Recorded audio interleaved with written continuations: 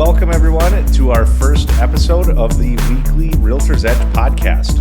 Well, maybe not necessarily a podcast. Let's call it a video series. What we're going to do here, we want to provide you guys some weekly content that's actionable for you, that's going to help you be better in your business.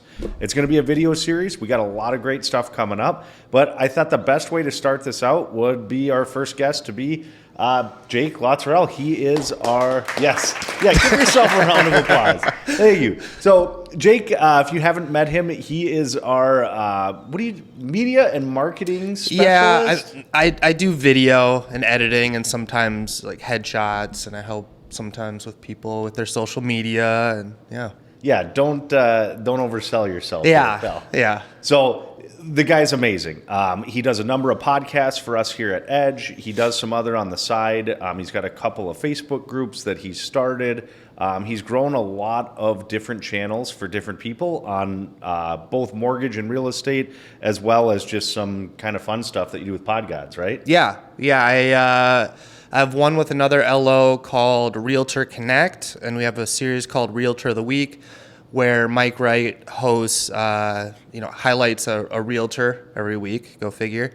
I have one with my buddy Brady, who's a realtor, called the PodGods, just for fun. And then I do a few on the side for other people in the company, and then Tom Allis, the owner, I do a couple every week for Inside Edge, and yeah. Excellent. So you've got experience. I've watched you grow these channels. I know it's turned into business for people. What we want to give people today is kind of a rundown of what can I do today if I don't have this setup that you've got here, and then kind of building, how can I level up each step? So why don't we start here with, what have you seen as far as growing people's business when they start to do more video content? Wow. Yeah. So I think I'll start out with, people think that it's such a daunting task to get in front of a camera, and it's scary, and it is, and it's uncomfortable. But just getting in front of people with content on social media is so important. The first person I think of when I think of like a loan officer is the last person I've seen on social media doing content for mortgages and whatever. Being consistent with content is probably the biggest thing you can do. People a lot of times, they don't see immediate results. Yeah. Thank you. Yeah, no problem. Immediate results, so they give up on it. But if you just stay consistent, have a weekly video series, whether it be a market update or whatever. Brady, for example, does a soup review every Sunday, a market update, all that stuff. If you're consistently doing it, it's gonna grow eventually, and people will think of you when they think of real estate or mortgages. And you have to have fun with it. Make stuff that you would genuinely want to watch. So make one video and you'll get leads immediately? No, unfortunately not. If you do, that's great, but a lot of times you won't see results, and a lot of people just give up. Sure. And that's, not great. And, whether it's video or not, all sorts of marketing that we do. I mean, I've been in this long enough. We used to mail things out to people. Right. Still office. Great. Are you familiar with that? Yes. Okay. I've heard of it. All right. So, but the key is, you got to stay in front of people. They got to remember you when it comes time to sell or get a mortgage. So that's really where this video content comes in. Yeah, I see a lot of people too. It's like, oh, well, I don't have the best microphone. I don't have the best camera. I don't have... now is not I'm really busy right now. They can come up with 1,000 excuses, but you can literally just grab your phone. This is a great camera. Well, not this one. This one's shattered. But generally speaking, cell phones have great cameras on them, and it works fine. If you don't have a huge DSLR camera or a nice boom mic or whatever, cell phones are great.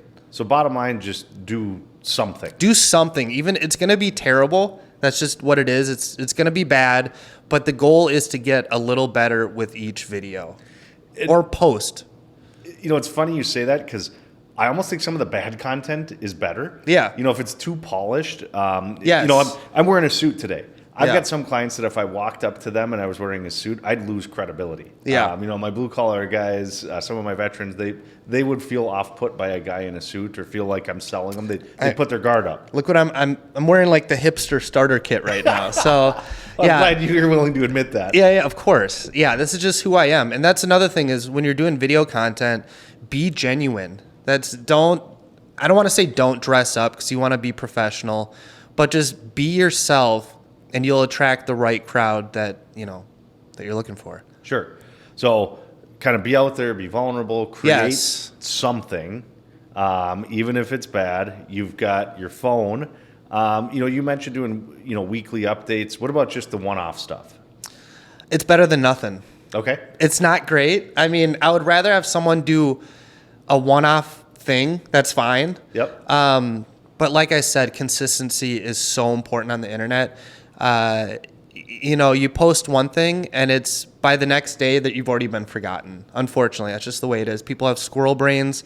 You have to be consistent and be intentional with your time.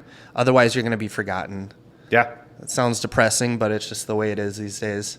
You said it's squirrel brain. I like that. Yeah. I like that. Okay, so do something with your phone. Yep. Start out. Now, as you start leveling up, you're not just going to all of a sudden invest in a big studio like we have here. So Right. what would be like that intermediate level that someone could do after they've started? Maybe they got a few weeks into doing it with their phone. Sure. You can always get a webcam. They're generally cheap. I think the most important thing, though, as long as you have like a 1080p video source that you're using, audio is more important, I'd say. Interesting. Yeah. Okay. In my opinion, Are you saying that just because I'm here? No. Yeah. But really, though, like when I think about it, do I want to listen to a podcast that has really good video quality and really terrible audio? No, I'd rather listen to a podcast that has great audio and maybe mediocre video. Okay. So, ballpark, what do you think to get a mic that's going to give you good audio that's going to, not crackle, it's going to sound good? You can get one on Amazon for $25 to $50. Okay. I know that's not like, it's cheap, generally speaking, as far as like video and audio equipment goes. Yep. That's a couple coffees and, make a mortgage guy pay for coffee and all of a sudden you can afford a mic. Right, yeah. And then you can get a webcam too. That's also generally pretty cheap on Amazon. Okay.